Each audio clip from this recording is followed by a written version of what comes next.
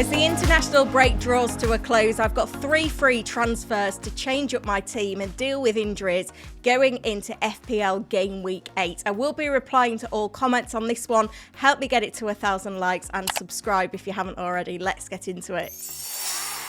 Starting off by looking at how my game week 7 went, and I finished on 56 points, which was enough for another green arrow. I've now halved my rank since playing the wildcard and into the top 1 million. This is my highest rank of the season so far. It was a bit of a contrast between attack and defence. Rico Lewis providing the only return in the back line and assist, but things looked much better further forward with attacking returns from Palmer and Burmo and Wood. Saka with an incredible 16-pointer, but another blank from captain Erling Haaland. That was disappointing with what looked like a great home game against Fulham, but Fulham have been very good defensively. But I feel like I'm in a good place now to really push on now that we're getting into kind of the consistent phase of the season.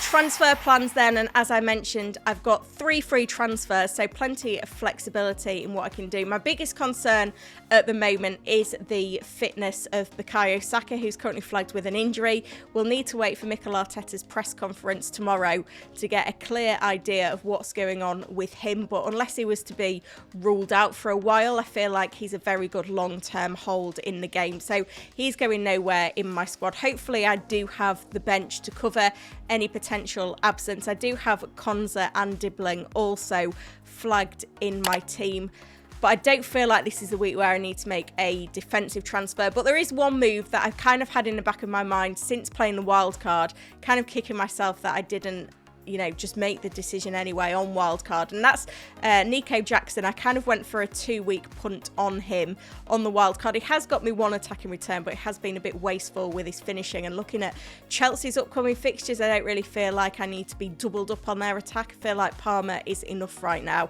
so I am planning on making the move that I've been mentioning for the last couple of weeks, which is Jackson to Solanke, who's looked very good, 3 attacking returns in his last 3 games, and I think the positive is that Spurs are in decent form and they've also got great upcoming fixtures, so it feels like a really straightforward move to make, providing that we don't get any shocks in the press conferences tomorrow.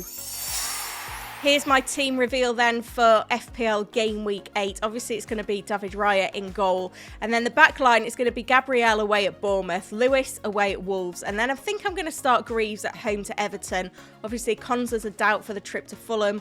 Colwill away at Liverpool. Doesn't feel like a great fixture, although I believe Chelsea have kept clean sheets in consecutive away games, but Everton at home feels like a great fixture to start Greaves in. He's very attacking, he's got lots of aerial threats, so he could be a player that Everton struggle to handle if their defensive injuries continue. Moving into the attack, and a lot of managers do have a strong front 8. I don't. I do have that cheaper bench player in Dibbling. I think I would have been tempted to play him against Leicester at home if he was fully fit over Rodgers away at Fulham, but the flag means that it's likely that I will just play Rodgers anyway. We've got Burmo away at Manchester United, Palmer away at Liverpool. Both of those fixtures don't look the most appealing, but these players have the form. And then, of course, Saka away at Bournemouth, a great fixture there for him if he's fit. Obviously, I do have that cover on the bench if I need it, but this squad could get a little bit threadbare this week. And then up front, the fixtures look great here. We've got Chris Wood at home to Crystal Palace, Solanke at home to West Ham, and Erling Haaland away at Wolves. And when it comes to captaincy this week, I do feel like it's a really easy decision. Haaland is the top goal scorer in the league this season. City travel to bottom of the league, Wolves, who have conceded the most goals this season. They've only got 1 point on the board in their opening 7 games, and they've also conceded the most big chances on their goal as well, with defensive injuries still a little bit of a concern for them as well. So yeah, it's a no-brainer for me this week. If Saka was fully fit, it might be different. Solanke and Wood, they're credible options, but you feel like you need to back the premiums, and there's no need to go any different with the captaincy than Haaland this week. There we have it then. As I said, I will be responding to all comments on this video, so drop them below and help me get it to 1,000 likes. Subscribe to the channel and hit the notify button, because tomorrow I'm going to be going live at 9 AM for a very special marathon press conference stream with the roundup from all the managers throughout the day. I'm going to be live for about 5 hours raising money for Cancer Research UK. The links to get involved are in the description to this one. Thank you for watching.